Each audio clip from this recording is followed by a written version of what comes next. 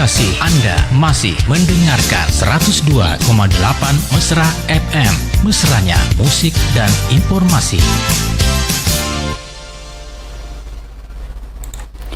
Ya, Assalamualaikum warahmatullahi wabarakatuh dan selamat pagi Insan Mesra. Dipancarkan dari Jalan Boma CP 423 lantai 2 Kota Parepare untuk pagi hari ini. Saya hadir kembali bersama Insan Mesra semuanya ya di 102,8 Mesra FM, mesranya musik dan informasi. Untuk siaran kami juga boleh diikuti atau didengarkan melalui streaming di www.radiomesra.com. Sekarang ini kita juga live di Facebook Mesra Radio untuk edisi siar hari Jumat tanggal 17 November bertepatan dengan 3 Jumadil Awal 1445 Hijriah. Selamat pagi semuanya Insan Mesra. Kami bersama Insan Mesra di acara Dai Dialog Agama Islam bersama dengan Bapak Ustaz Rosidin Asundawi, Muhammad Rosidin ya. Untuk materi hari ini sepertinya kita masih berlanjut di hal-hal yang tidak diperbolehkan bagi yang berhadas kecil dan hadas besar. Itu materi kita hari ini, kelanjutan dari materi kemarin yang tidak sempat tuntas. Mudah-mudahan pagi hari ini sama serasa keluarga tetap dalam kondisi prima, sehat walafiat dan selalu diberi kekuatan keimanan berlebih sehingga hari-hari kita bisa diisi dengan iman. Baik Insan Mesra, sekarang pukul 10:17 saya mencoba menyapa Pak Ustadz yang sekarang sudah hadir di depan saya. Assalamualaikum Ustadz. Waalaikumsalam warahmatullahi wabarakatuh. Iya, apa kabar ini Ustadz? Alhamdulillah Rabbil Alamin, insyaallah baik-baik saja. Ya, harapan yang sama tentunya Ustadz ya untuk semua pendengar kita, khusus untuk pencinta acara ini. Iya, saya sudah sampaikan Ustadz untuk materi kita kelanjutan dari ini ya, pembahasan terdahulu, yaitu hal-hal yang tidak diperbolehkan manakala kita hadas besar atau hadas kecil. Iya, silahkan Ustadz. Oh ya, sebentar saya sampaikan dulu untuk Insan Mesra yang ingin berpartisipasi ya, boleh gabung di layanan telepon 0853 9535 0907 atau pertanyaan yang lain juga boleh kita terima di sini, dan juga yang mau bertanya melalui Facebook, WA juga boleh. Silahkan Ustadz. Bismillahirrahmanirrahim. Assalamualaikum warahmatullahi wabarakatuh. Waalaikumsalam warahmatullahi wabarakatuh. Alhamdulillah Rabbil Alamin. Allahumma salli ala Sayyidina Muhammad wa ala ali Sayyidina Muhammad. Insan Mesra dimanapun berada, segala puji hanya bagi Allah Subhanahu wa Ta'ala. Alhamdulillah Rabbil Alamin. Salawat dan salamnya tetap tercurahkan kepada yang paling mulia, orang yang paling mulia, pemimpin dunia akhirat, pemimpin daripada Nabi dan Rasul, yaitu yang mulia baginda Nabi Muhammad sallallahu alaihi wasallam. Amin amin ya rabbal alamin. Allahumma sholli ala sayyidina Muhammad.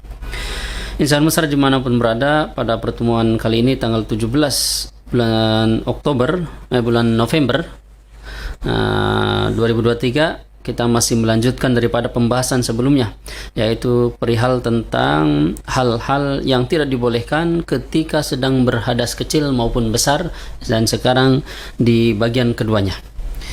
Bismillah. Sebelum kita memulai, kita sama-sama bersyahadat dulu, nasyhadu alla ilaha illallah wa nasyhadu anna Muhammad Rasulullah, dan sama-sama bersolawat Allahumma sholli ala Sayyidina Muhammad wa ala ali Sayyidina Muhammad, dan kita sama-sama beristighfar, nastaghfirullahal azim. Alhamdulillah, Insan Mesra dimanapun berada, kita akan melanjutkan. Dan sebelum ke hal-hal yang tidak diperbolehkan bagi yang hadas kecil maupun hadas besar, kemarin dibahas tentang haidnya juga, haid, istihadoh, dan seterusnya. Masih ada sedikit tentang masalah haid maupun istihadoh. Bismillahirrahmanirrahim. Kemudian tentang haid sudah, paling sedikitnya wa aqul zamani tahidu fihi mar'atu tis'u sinina. Paling ketika umur seorang perempuan sudah masuk ke umur haid itu biasanya umur 9 tahun. Jadi kalau ada perempuan di bawah 9 tahun hitungan hijriah, sudah keluar darah, itu bukan terhukumi haid tapi terhukumi istihadoh, darah kotor dan sejenisnya. Kemudian yang selanjutnya setelah yang berhubungan dengan haid, yaitu lanjut ke tentang yang hamil. Aqallul hamli sittatu ashhurin. Jadi hamil paling sedikitnya aqallul hamli sittatu asyhurin, paling sedikitnya umur hamil itu paling sedikitnya biasanya 6 bulan. Kalau udah 6 bulan terkadang lahir gitu. Zaman dulu pun seperti itu. Jadi paling sedikitnya 6 bulan. Waqtaruhu arba'u sinina, yang paling banyaknya itu 4 tahun. Umur kandungan itu 4 tahun. Seperti Imam Syafi'i itu 4 tahun dikandung 4 tahun baru lahir. Kemudian Imam Malik itu di dalam satu riwayat 3 tahun, dalam satu riwayat 2 tahun itu. Wa ghalibuhu tis'atu ashhurin, paling keumumannya, kebiasaannya paling banyak keumuman rata-ratanya yang dialami oleh para wanita itu 9 bulan. 9 bulan atau 10 hari, 9 bulan 10 hari. Itu biasanya 9 bulan kurang lebihnya itu keumumannya. Tapi paling banyaknya 4 tahun, paling cepatnya, paling sedikitnya 6 bulan. Itu umur hamil. Itu. Kemudian yang selanjutnya, perkara yang diharamkan ataupun tidak dibolehkan bagi yang berhadas kecil maupun hadas besar. Alladzi, bismillahirrahmanirrahim, alladzi yahrumu bil hadathi. Pasal tentang menerangkan yang diharamkan bagi yang berhadas. Hadas itu ada hadas besar, ada hadas kecil. Hadas itu seperti apa sih? Wa amrun itibariyun yakum bil badani yamna'u sihhatis sholati haitsu la murkhis wa huwa itani. Hadas itu sesuatu yang melekat pada badan, yang mana tidak dengan adanya hadas seseorang itu tidak sah sholatnya. Kalau sholat tidak boleh karena masih ada hadas. Hadas itu terbagi 2, hadasun asgorun, hadas kecil, wa hadasun akbarun, hadas besar. Hadas kecil apa? Hadasun asgorun, hadas kecil itu apa? Wa huwa ma aujaba al-wudu, yaitu sesuatu yang mewajibkan wudu. Kalau sudah kencing, kemudian cebok ataupun berak, sudah cebok ataupun sudah kentut. Nah, ini kalau kita mau sholat, mau baca Quran itu harus wudu dulu itu. Megang Al-Quran, wudu dulu. Kalau baca tidak mengapa, tidak punya wudu pun. Karena baca tidak perlu megang. Beda megang, kalau megang harus pakai wudu. Ini hadas kecil. Hadasun akbaru, hadas besar itu apa? Wa huwa ma aujaba al-ghusla, yaitu sesuatu yang mewajibkan mandi besar, itu namanya hadas besar. Iya. Itu. Kemudian yang selanjutnya, alladzi yahrum bil hadathi wal janabati wal haidu arba'atun. Yang perkara yang yang diharamkan bagi orang yang sedang hadas, bagi yang sedang hadas besar, junub ataupun haid, ada 4 hal. Yang pertama, hadas itu berarti hadas kecil ataupun hadas besar. Kemudian yang haid, ini yang belum mandi besar ataupun yang hadas besar. Yang haid, yang punya hadas kecil, ini haram baginya ada 4 hal. Yang pertama, as-sholatu, yang pertama sholat. Haram sholat bagi yang enggak punya wudu ataupun dia sedang punya hadas besar, belum mandi besar, ataupun yang sedang haid, tidak boleh sholat fardun wa naflan, baik sholat fardu maupun sholat sunnah. Wa kadzalika nahwu sholati, dan begitu juga seperti hal yang seperti mendekati seperti gerakan sholat. Wa huwa arba'atun, yaitu ada 4 hal. Yang pertama, sujud tilawati, sujud tilawah.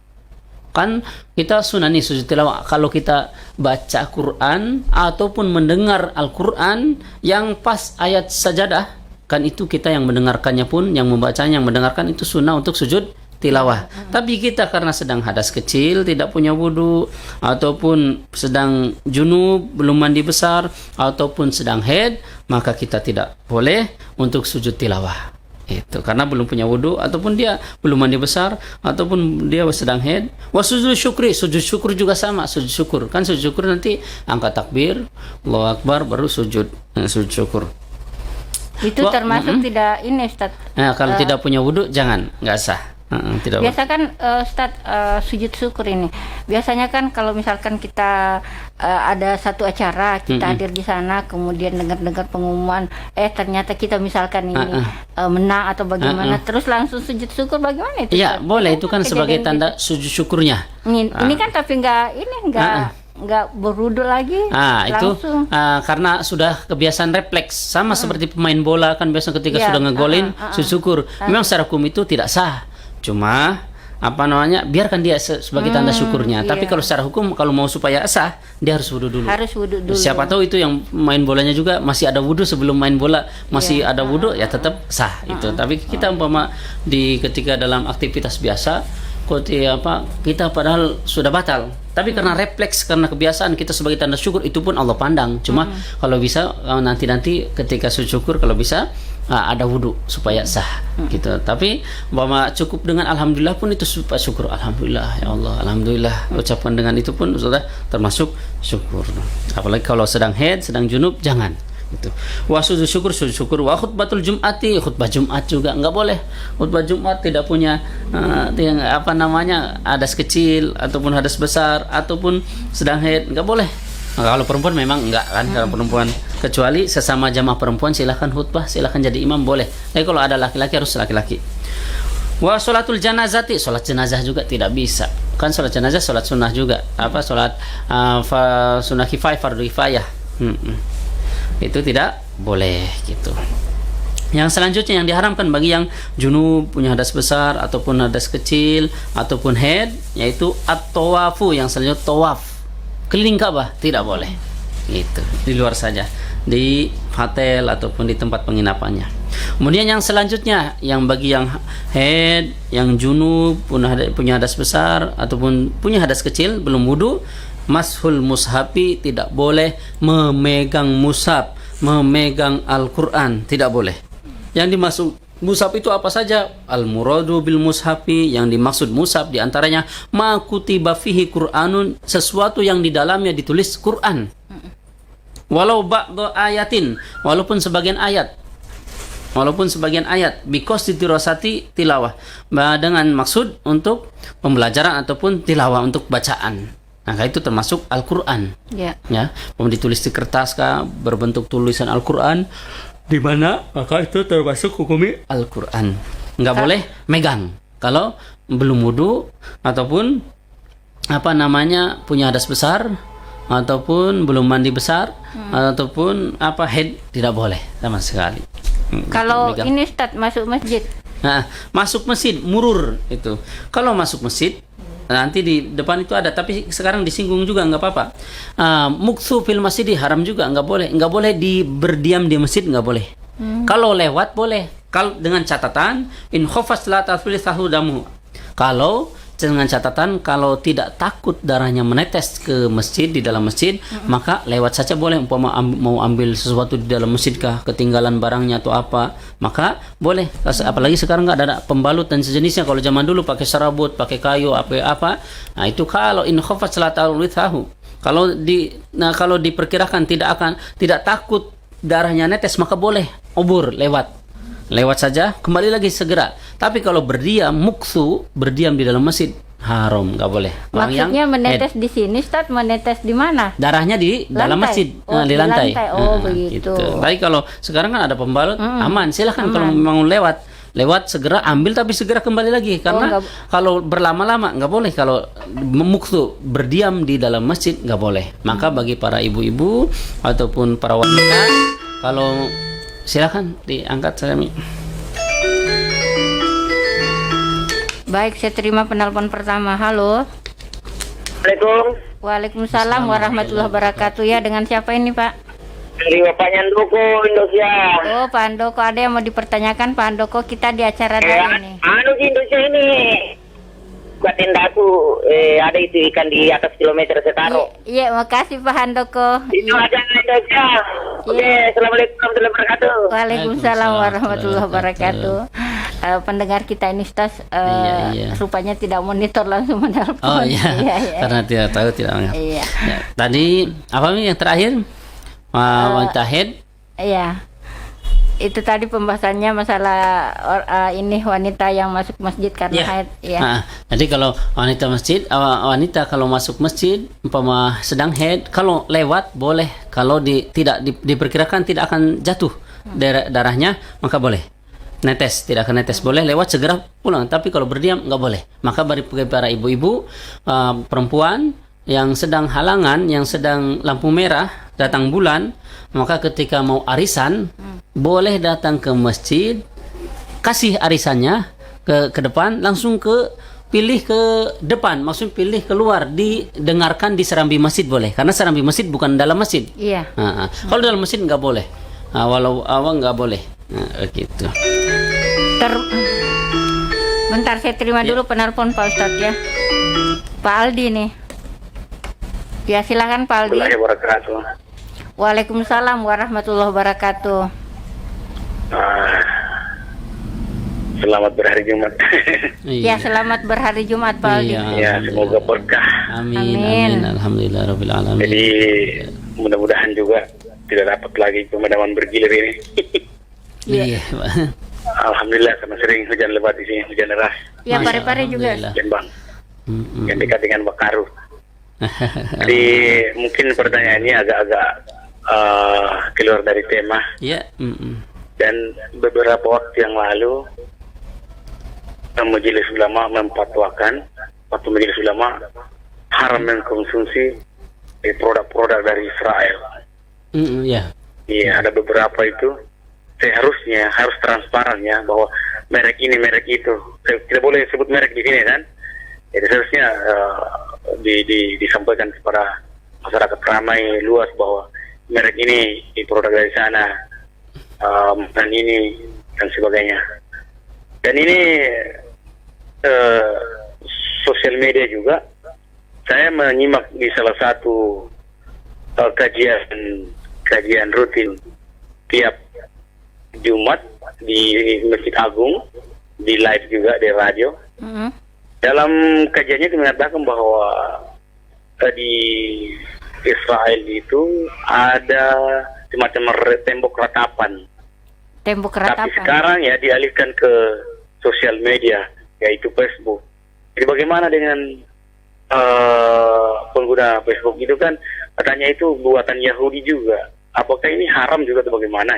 Ya. Bisa dijelaskan Pak Ustaz. Oke, Ya, assalamualaikum warahmatullahi wabarakatuh. Waalaikumsalam warahmatullahi wabarakatuh. Ya. Ini pertanyaan tentang pemboikotan ataupun arahan dari MUI ya tentang produk-produk dari Israel. Bagaimana? Kalau secara hukum Bapak Ibu bisa lihat juga di Buya Yahya, Ustaz Adi Hidayat, Ustaz Abdul Somad yang lainnya. Jadi kita bukan haram makannya itu, bukan haram minumnya apanya.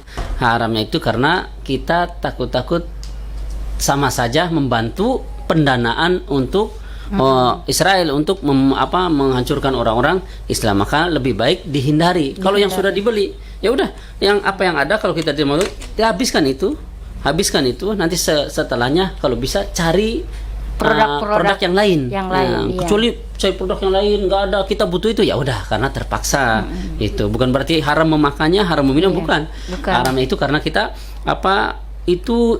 dengan membeli itu sebetulnya itu dananya apanya itu otomatis ke sana. Makanya itu diharamkan, maksudnya tidak dibolehkan, kalau bisa dihindari. Kalau bisa, kemudian kalau sudah yang udah kita punya, habiskan apa yang ada, makan sampai habis, tapi setelahnya itu kalau bisa hindari membeli produk-produk yang mendukung daripada Israel dan sejenisnya. Maka cari produk yang lain, Kalau nggak ada, kita butuhnya ini tapi di produk yang lain nggak ada, ya udah karena nggak ada lagi.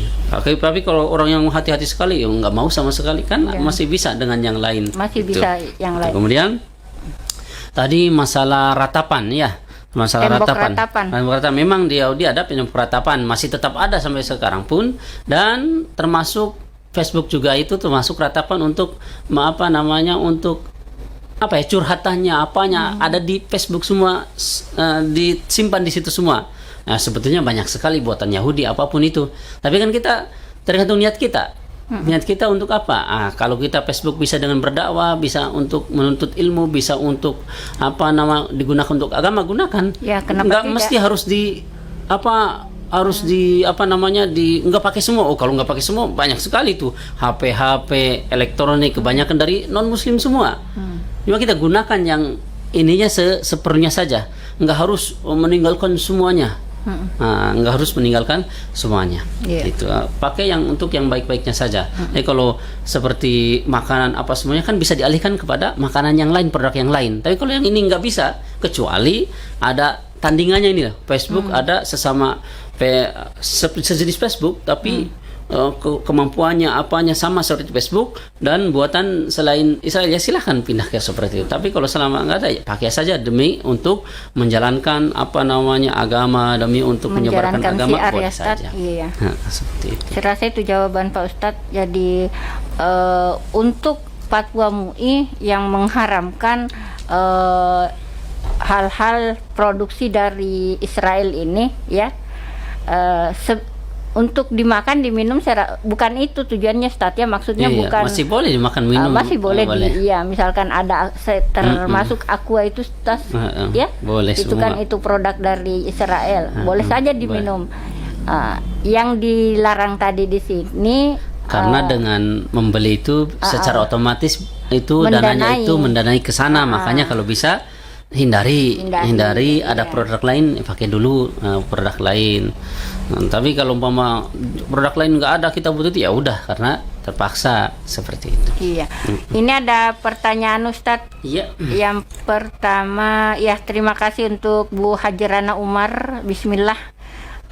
Assalamualaikum, Tabe izin hadir menyimak acara ini. Ya, terima kasih Bu Hajrana, ya. Ada pertanyaannya nih, Ustadz. Iya. Bagaimana hukumnya Pak Ustadz jika ini kayaknya ada pertanyaan di atas ini. Apa hukumnya Pak Ustadz jika seorang laki-laki menikahi seorang perempuan yang belum haid? Jadi, ya, seorang laki-laki menikahi perempuan yang belum haid, bagaimana hukumnya? Sah. Bahkan menikah bayi perempuan yang baru lahir dinikahi, sah hukumnya. Tapi bukan berarti langsung dikumpuli, bukan. Sayyidatina Aisyah radhiyallahu anha dinikahi oleh Rasulullah SAW itu pada umur 6 tahun. Tapi dikumpuli umur 9 tahun, karena 9 tahun itu biasanya sudah haid. Kalau sudah haid baru boleh dikumpuli, seperti itu. Iya. Pertanyaan kedua masih dari Bu Hajrana Umar ini, bagaimana hukumnya Pak Ustadz jika seorang istri masih dalam masa nifas tapi suaminya minta jatah lagi? Iya. Jadi bagus pertanyaannya. Kalau bisa nanti suaminya kasih tahu bahwasanya dalam masa nifas, darah masih keluar belum genap, kan nifas itu paling sedikitnya 1 kali keluaran, umumnya rata-rata 40 hari. Selama 40 hari karena kalau paling banyaknya 60 hari atau 2 bulan. Maka ini kalau masih dalam masa-masa itu, kalau bisa kasih tahu suaminya, Pak, dalam hukum itu seperti ini, bahwasanya nggak boleh kalau masih dalam masa nifas ataupun masih haid meminta jatah kemudian digauli, maka terhukumi haram. Maka seorang suaminya nanti selain suruh bertobat juga bayar kafaroh. Kafarohnya itu 1 dirham atau setengah dirham atau semampunya. Diuangkan, dikasih sedekah kepada orang-orang miskin ataupun orang fakir, seperti itu. Maka ketika haid itu, walaupun sudah terputus haidnya nih, ataupun nifasnya sudah selesai, haidnya sudah bersih, tapi belum mandi, itu pun nggak boleh digauli. Harus sudah mandi dulu, mandi besar. Kalau sudah mandi besar, baru boleh berkumpul, seperti itu. Berarti si istri tidak berdosa, Ustadz, ya, kalau misalkan menolak? Iya, tidak berdosa. Tidak berdosa. Karena memang harus menolak, itu harus ngasih tahu. Suami. Tapi kalau suaminya tetap sudah dikasih tahu ini, maka yang ini suaminya nanti. Iya. Ada pertanyaan lagi nih, Ustadz, dari Hartati Nuju Harta. Assalamualaikum Pak Ustadz, kalau wanita haid apakah tidak boleh ikut acara maulid di masjid? Wanita haid ikut acara maulid boleh, tapi haid itu kan nggak boleh masuk ke masjid. Maka silahkan hadir di serambi, di pelatarannya itu, di dalam masjid, pembawa ini di depan pintunya masjid, udah silahkan. Yang penting jangan masuk ke dalam masjid, seperti itu boleh. Karena wanita haid itu tidak boleh di dalam masjid. Kalau lewat saja boleh. Mau ngasih sokonya, mau ngasih makanannya ke depan, segera kembali lagi. Segera di luar, segera di serambi, boleh. Gitu. Kalau perempuan nifas, tidak bisa? Nifas juga sama kan. Seorang nifas itu terhukumi dia sedang punya hadas besar. Orang yang punya hadas besar itu, ataupun dia belum mandi besar, seperti sudah hubungan badan belum mandi besar, itu pun orang yang punya hadas besar, maka tidak boleh berdiam di dalam masjid, kecuali jadi semua yang berhadas besar. Kalau kecil, Ustaz? Kalau kecil boleh, karena kan tinggal wudhu aja. Kalau wudhu mau sholat mau apa, kalau kecil boleh. Gitu. Ya, lanjut lagi, Ustaz. Ya, tadi tawaf sudah, tadi kemudian memegang Al-Quran. Megang Al-Quran, maka tidak boleh kalau yang sedang haid megang Al-Quran, tidak boleh hukumnya, dosa. Kemudian hamlul mushafi ataupun memegangnya, tadi membawa. Tadi kan megang ya. Megang tidak boleh karena sedang haid ataupun sedang hadas besar. Sedang hadas besar, belum mandi besar. Entah habis hubungan, entah habis nipas, entah habis apa, pokoknya punya hadas besar, belum mandi besar, maka ya orang yang punya hadas besar tidak boleh megang Al-Quran. Ataupun hadas kecil, belum punya wudhu, nggak boleh pegang Al-Quran. Walaupun terjemahan nggak boleh, haram hukumnya, kecuali tafsir. Tafsir itu yang mana? Tafsir itu seperti tafsir Ibnu Katsir, Murolawid, Supatu Tafasir, Aisur Tafasir, Khozin, dan seterusnya. Karena tafsir itu lebih banyak daripada Al-Qur'annya, maka boleh. Nah, kalau terjemah bukan tafsir, itu tetap nggak boleh. Itu. Tafsir Jalalain bagaimana? Tafsir Jalalain ini ulama terjadi perbedaan pendapat. Ulama mengatakan, sebagian ulama nggak membolehkan walaupun tafsir, karena tafsir Jalalain itu berbedanya cuma satu huruf. Tapi sebagian ulama tidak mengapa, seperti itu. Megang wahamluhu mushaf, kemudian membawa Al-Quran nggak boleh. La yajuzu hamluhu lil baligi illa idza kana ma'al mata' fa fi arba'u halatin. Tidak boleh memegang nih orang yang nggak punya wudu, belum mandi besar, ataupun sedang punya hadas besar, ataupun sedang haid, tidak boleh membawa Al-Quran, baik di barang, di tas, di apa, tidak boleh. Illa idza kana ma'amata, kecuali bersama barang dengan catatan 4 hal, yaitu tarotan yaksidul mushaf qatun fayazub. Kalau dia niatnya membawa mushaf, ada yang telepon? Nggak boleh. Iya, silakan Pak Halo, Chandra. Assalamualaikum. Waalaikumsalam warahmatullahi wabarakatuh. Ini Pak Ustaz ya, ini masalah ini si perempuan sih tadi, karena yang penting juga sih. Ini kan di masjid kami di sini, ini perempuannya di sini bergiliran bersih masjid, membersihkan masjid itu kan. Perempuan. Setiap harinya beda orangnya ya. Perempuan. Setiap hari atau setiap Jumat? Iya. Menyapu masjid gitu. Sebentar, setiap hari itu ini beda orangnya, besok lain lagi. Oh, iya, Pernah kan sama. ada ini katanya tidak datang karena si sholat karena lagi haid, tapi giliran dia nyapu, dia datang di situ menyapu. Iya. Apa itu dibolehkan Pak Ustaz? Karena kan dia diam berdiri di dalam masjid itu, cuman karena gilirannya itu ya dia datang juga menyapu. Iya.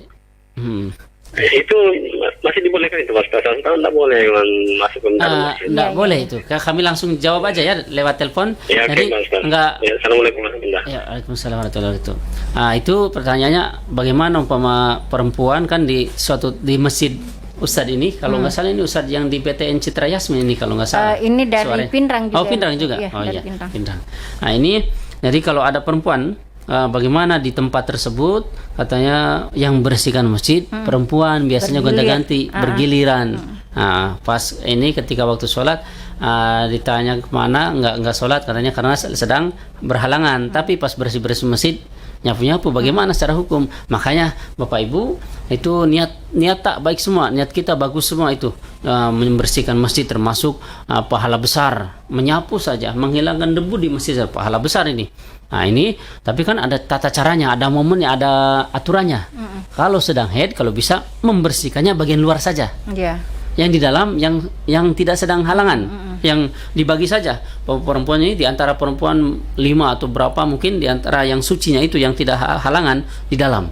Tapi yang berhalangan, pilih serambi masjid, pilih luar masjid, pilih WC-nya, pilih yang lainnya. Nah ini tetap berpahala semua, jadi jalan semua. Kalau di dalam nggak boleh karena sedang haid. Sedang haid itu tidak boleh berlama-lama, tidak boleh berdiam di masjid.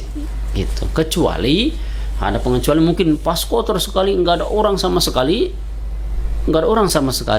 yang bersihkan, cuma dia saja satu orang perempuan, nggak ada yang mau bersihkan, maka dia walaupun sedang haid, karena demi untuk membersihkan tempat masjid untuk supaya digunakan sholat, maka dia yang penting pakai pembalut dan sejenis, bersihkan dalamnya boleh. Tapi apalagi sekarang kan banyak orang. Yeah. Sekarang banyak orang, tinggal perempuan yang tidak berhalangan suruh di dalam, yang berhalangnya pilih luar, area luar masjid, serambi dan WC yang lainnya, tetap berpahala besar semua karena masih bagian daripada masjid. Gitu. Ya, itu jawaban Pak Ustadz untuk Chandra di Batu Lapak Pindrang ya. Jadi kalau misalkan di kampung Pak Chandra tadi ini ada aktivitas ibu-ibu membersihkan masjid, ya itu tadi solusinya. Ibu-ibu yang hadas besar itu ya sebisanya membersihkan di luar, di serambila atau di pelataran ya. Di WC-WC-nya. Kemudian yang suci itu ya di dalam begitu. Semuanya dapat pahala. Ya. Lanjut lagi, Ustaz. Ya. Kemudian tadi memegang Al-Qur'an, membawa Al-Qur'an nih seperti sama barang nih. Kan orang yang haid, orang yang tidak punya wudu ataupun sedang berhadas besar ya, tadi seperti nifas, haid ataupun wilada dan sejenisnya, itu kan termasuk sehabis hubungan badan belum mandi, itu kan termasuk hadas besar. Nah, ini kalau orang tersebut tidak boleh membawa Al-Qur'an bersama barang nih. Kalau bersama barang kan ada tas ataupun koper atau bepergian, ada Al-Qur'annya, ini enggak boleh. Kecuali ada dengan cara taruh tanyaksidu al-mata'a faqat faizu. Kalau niatnya membawa barang saja maka boleh. Kan di dalam koper mungkin ataupun di dalam tas isinya ada pakaian, ada kosmetik, ada yang lainnya, terus ada Al-Qur'annya juga, maka kita niatnya bawa barang saja. Walaupun di dalamnya ada Al-Qur'an, tapi diusahakan tempatnya di paling tinggi. Jangan di bawah, jangan dihinakan tempatnya. Gitu. Taruh tanyaksiduhuma palaizu inda Ibnu Hajar khilafan li Romi. Kalau niatnya bawa dua-duanya jangan. Saya niat bawa barang dan Al-Qur'an, jangan. Niat bawa barang saja.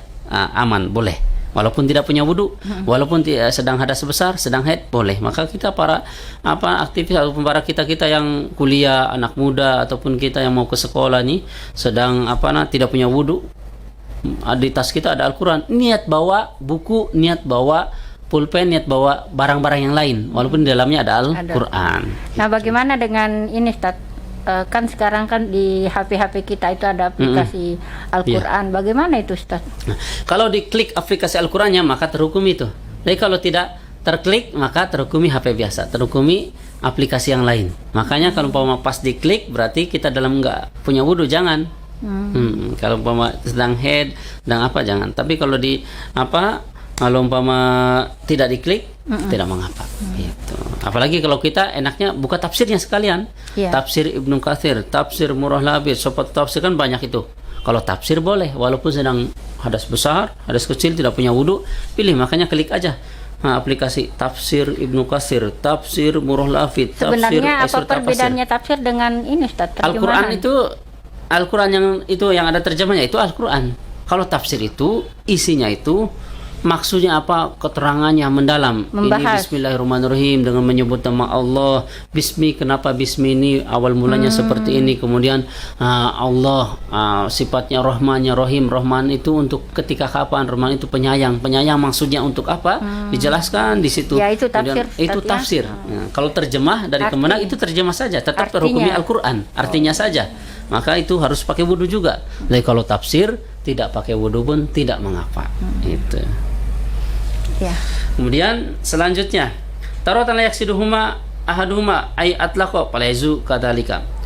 Kalau layak siduhuma ahaduhuma, kalau tidak meniatkan bawa salah satunya maka jangan bawa barang, di dalamnya ada barang dan ada Al-Qur'an. Kita tidak bawa jangan. Yang kalau bisa niat bawa barang saja udah selamat. Meskipun sebenarnya kita selipkan juga Al-Qur'an di dalamnya. Al-Qur'an, niat bawa barang enggak boleh. Kemudian masailu fi masil mushafi wa hamlihi yajuzu hamlul mushafi masuli sabiyyun mayizil dirasati faqat.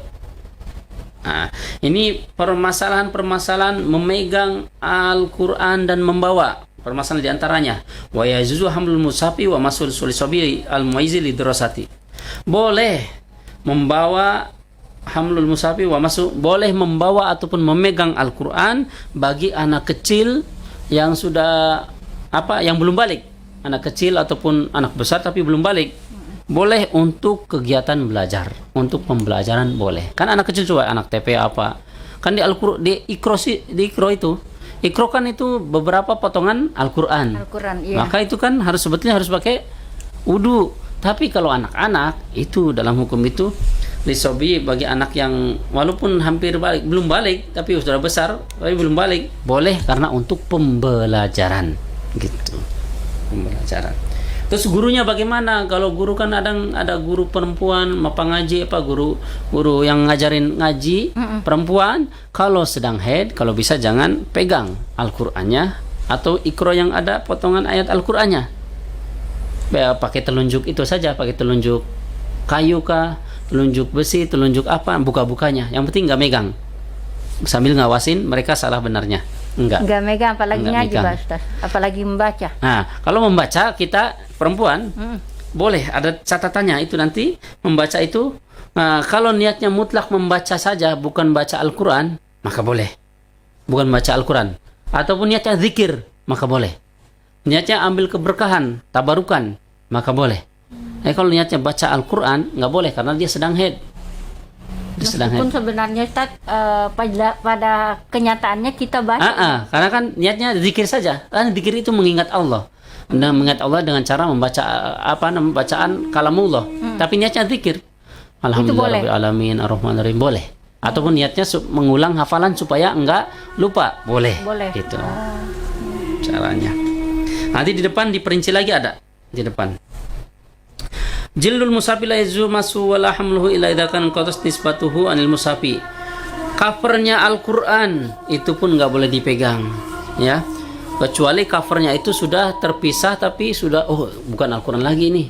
Tapi kalau selama masih ada tulisan Al-Qur'annya apa di covernya pun sampulnya, maka jangan dipegang. Kalau tidak punya wudu, kalau hadas besar dan seterusnya. Lau juli dalam mushaf ma ghairihi fa yahrum masu min jami'i jihatihi inda majwa min jihatil mushafi inda rumli wa jawaza bi ikhtira. Ya juzul muhdithi ayyahmil al-Qur'ana li darurati idza lam yatamakkan minal tayammumi. Boleh bagi orang yang belum punya wudu, tidak punya wudu memegang Al-Qur'an karena darurat idza lam yatamakkan minat tayammum, dan juga dia tidak sempat untuk bertayamum, tidak mungkin. Ka'an khofa alaihi minal ihtiraki awil ihanah bal yajibu alaihi dzalik. Seperti halnya ketika ada potongan-potongan Al-Qur'an, ada lembaran-lembaran Al-Qur'an di bawah, takut terbakar, takut terhinakan. Karena kan nggak boleh itu Al-Qur'an ataupun kalamullah ilmu agama ditaruh di bawah, terlantar di bawah, nggak boleh diterlantarkan, nggak boleh terhinakan.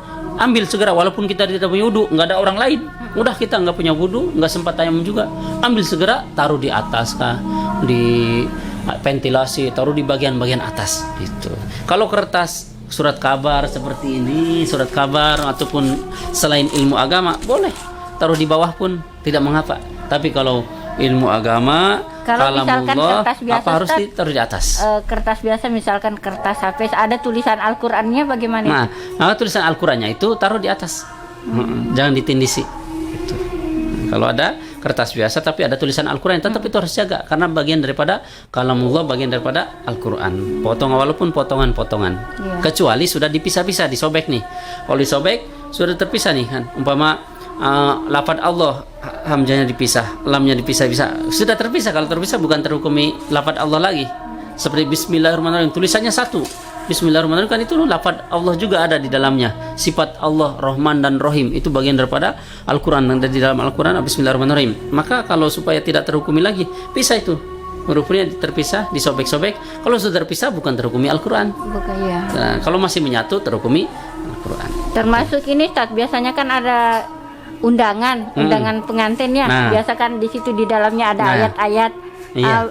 Termasuk itu Ustaz, kalau misalkan kita dapat. Iya, makanya itu kalau orang yang hati-hati, termasuk pesanan kami di pusat pesanan kami, kalender pun tulisan Allah, walaupun tulisannya apa namanya, tulisannya itu Latin, tulisan Allah itu enggak dilafadzkan, cuma A saja, titik-titik, maksudnya Allah. Yang memberikan rezeki hanya A, titik-titik, dan seterusnya, terus lafadz. Ketika ada lafadz Allah atau Nabi Muhammad itu di ini saya M titik salah, supaya apa? Ketika kalendernya sudah selesai, kan biasa dibuang tong sampah. Itu dapat Allah kok dibuang tong sampah, dapat Allah kok ditelantarkan.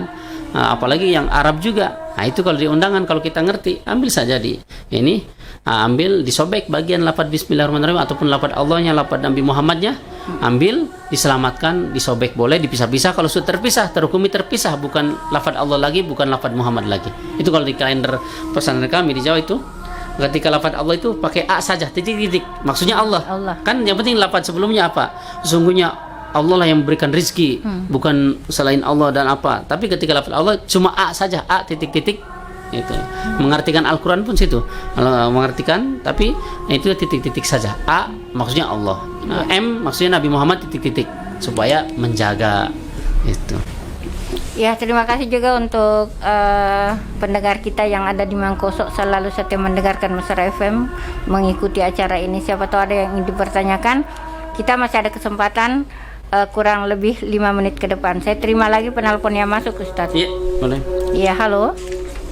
Assalamualaikum. Waalaikumsalam. Waalaikumsalam. Saya ingin bertanya satu hal Pak Ustaz. Manalah yang lebih bagus, lebih abdal, lebih sempurna kalau disobek-sobek kemudian kita buang ataukah dibakar Pak Ustaz? Iya. Al-Qur'annya. Biasanya kalau Al-Quran sudah tidak bagus, artinya sudah sobek-sobek terbakar kawasan kemari Pak Ustaz. Jalan keluarnya bagaimana? Apakah kita kumpulkan baru dibuang di tempat sampah ataukah kita bakar supaya lebih aman? Iya. Jadi ini Pak Ustaz saya. Pertanyaan saya Pak Ustaz. Terima kasih banyak. Assalamualaikum warahmatullahi wabarakatuh. Assalamualaikum warahmatullahi wabarakatuh. Ya, tadi pertanyaan hampir sama dengan Umi. Itu kalau konteksnya yang Umi kan cuma 1 lembar, makanya kami contohkan dengan sobek-sobek. Tapi kalau contohnya seperti Al-Quran yang Al-Quran zaman dulu peninggalan atau apa kan biasanya kalau tercampakkan ataupun takut malah ditaruh di gudang, taruh di bawah, takut terhinakan, maka salah satunya boleh niat membakar tapi niatnya menyelamatkan. Setelah dibakar abunya segera dipisahkan. Walaupun sudah jadi, kan kalau dibakar itu masih ada lempengan-lempengan kayak abu. Tapi kalau masih belum terpisah, itu kan masih terhukumi tulisan Al-Quran tuh, karena masih terbaca. Maka kalau sudah dipakai, ditepuk pakai tangan kah atau pakai benda apa, kalau sudah terpisah bukan terhukumi Al-Quran lagi. Silahkan. Seperti itu aman. Maka umpama kita Jadi tidak apa-apa dibakar, Ustaz. tidak apa-apa dengan niat menyelamatkan, Menyelamatkan, tidak supaya Al-Quran tidak ditaruh di bawah, tidak terhinakan. Karena Al-Quran banyak, maka boleh. Kalau sobek itu kan tebal, banyak repot. Kayak contohnya kami yang disobek itu tadi karena undangan, contohnya lafaz Bismillahirrahmanirrahim, ataupun lafaz Allah kan sedikit, tinggal sobek, sobek terpisah.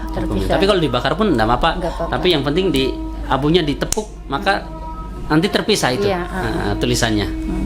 Saya malah dulu waktu masih kecil, Ustaz, biasa kalau ada Quran begitu, itu nenek dibakar itu, kemudian dikasih minum ke kita. Niatnya katanya supaya lancar bacaannya begitu. Iya, betul. Kami pun, saya sendiri juga pernah, karena mendengar dari omongan orang-orang tua, dari nenek kami, dari ibu kami, orang tua kayak itu, maka saya pun pernah melakukannya. Apa namanya, dibakar, abunya diminum, seperti padahal ditaruh air padahal enggak ada itu. Enggak ada. Intinya boleh dibakar dengan niat menyelamatkan. Kalau bakal Quran tidak kalau ada, dibakar dengan dosa kita. Dosa niatnya kalau umpama kita bakar saja kan begitu, berdosa. Dibakar dengan ini mempertontonkan, biasa saya lakukan begitu, itu dosa. Kalau niatnya menyelamatkan karena ini bertumpuk di gudang, malah di bawah juga bertumpuk-tumpuk. Di bawah tempatnya bukan di atas. Daripada seperti itu nanti terhinakan, udah niat menyelamatkan dibakar, abunya dipisah-pisahkan seperti itu. Demikian jawaban Pak Ustadz untuk Bapaknya Firman yang tadi sudah bertanya masalah pembakaran Al-Quran, apakah bisa dibakar. Sekali lagi kalau niatnya ini untuk menyelamatkan, itu bisa-bisa saja. Pak Ustadz, kita tertinggal waktu 2 menit lagi nih. Bagaimana pembahasan kita untuk hari ini? Ya, kayaknya cukup dulu karena ini pun masih panjang, bisa dilanjutkan lagi. Nah, tidak ada ruginya kalau ilmu agama, memang ya itulah indahnya ilmu agama. Kami pun menyampaikan bukan dari diri sendiri, tapi dari kitab, ilmunya Allah, ilmunya Rasulullah. Jangan henti-hentinya kita menuntut ilmu agama dimanapun, menuntut ilmu kepada siapapun, di mana yang penting jelas kitab hadis, kitab tafsir, kitab fikih, tuntutlah ilmu. Itu Rasulullah yang mengatakan tuntutlah ilmu dari semenjak lahir sampai ke liang lahat, karena menuntut ilmu agama itu wajib hukumnya. Kalau kita tahu ibadah nanti nggak tahu hukumnya, nggak tahu ini ya, malah secara takutnya sia-sia gitu. Tapi kalau tahu ilmunya, alhamdulillah berlipat-lipat. Sama seperti orang ada yang tabe, ini mencontohkan saja, ada orang kerja seharian cuma dikasih upah 100.000 ataupun 50.000. Tapi ada orang yang cuma datang pasien, cuma alat itu seperti itu, tempel-tempel ke dadanya, beberapa detik saja, beberapa menit, 100.000, kadang 200.000, kadang berapa.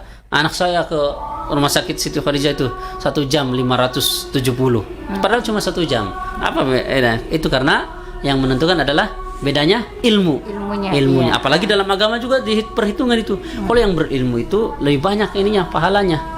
Nah, tapi kalau yang nggak berilmu memang dapat juga, cuma ya itu perbedaannya iya. itu perbedaannya.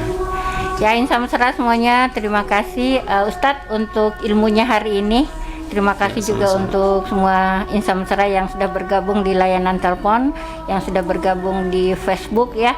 Insya Allah mudah-mudahan kita masih diberi umur panjang, kesehatan, akan melanjutkan kembali pembahasan kita yang belum sampai kayaknya hari ini. Sekali lagi terima kasih atas perhatiannya. Sampai jumpa. Assalamualaikum warahmatullahi wabarakatuh.